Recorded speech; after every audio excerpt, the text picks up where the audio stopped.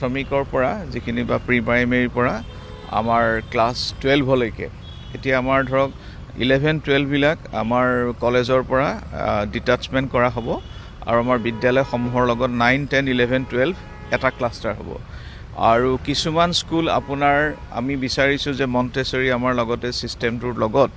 আমাৰ আগৰ পৰা যিখিনি ছিষ্টেম আছে এইখিনি স্কুল কমপ্লেক্সৰ এটা ধাৰণা দিয়া হৈছে কলেজ ইউনিভাৰ্চিটিৰ কাৰণে আমি ইতিমধ্যেই মাননীয়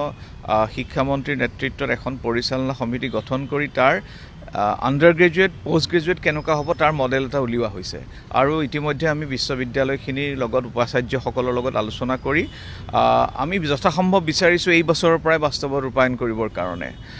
যে আমি তেওঁলোকক ইউনিভাৰ্চিটিসকলক কৈছোঁ বিশ্ববিদ্যালয়ৰ অট'নমাছ কলেজবিলাকক কোৱা হৈছে পাঠ্যক্ৰম যুগুত কৰিবলৈ ইয়াৰ গোটেই যিটো কাঠামোৰ তৈয়াৰ কৰি পেলাই ইতিমধ্যে কলেজ আৰু বিশ্ববিদ্যালয়ৰ লগত বিতৰণ কৰা হৈছে এতিয়া তেখেতলোকে পাঠ্যক্ৰম যদি যুগুত কৰে তেতিয়াহ'লে মাৰ্চ এপ্ৰিলৰ পৰাই যথাসম্ভৱ আমি ৰূপায়ণ কৰিবলৈ সক্ষম হ'ম কলা শাখা বিজ্ঞান আৰু বাণিজ্য শাখাৰ যিটো এটা মানে ষ্ট্ৰিক্ট সেই বস্তুটো আমি আঁতৰ কৰি পেলাই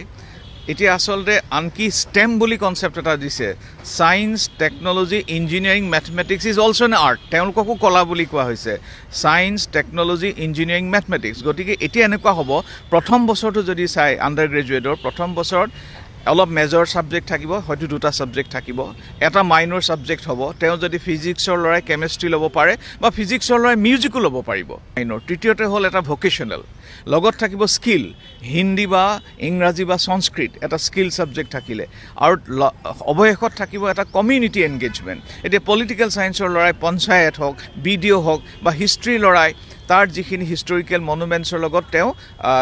কমিউনিটি এংগেজমেণ্ট কৰিব পাৰে মূল্যায়ন কৰিবই লাগিব কিন্তু আগৰ যেনেকৈ মেট্ৰিকৰ পিছত এটা গেপ হয় তাৰ পৰা তেওঁ ছায়েন্স যাব আৰ্টছ যাব কমাৰ্চ যাব বুলি এটা যিটো ডাইভাৰ্চিফিকেশ্যন হয় সেইটো নহয় মেট্ৰিক এটা পৰীক্ষা হ'ব কিন্তু কলা বিজ্ঞান বা বাণিজ্য শাখা নিৰ্ধাৰণ কৰা এটা পৰীক্ষা নহয়গৈ যথাসম্ভৱ ষ্টেনো নাথাকিব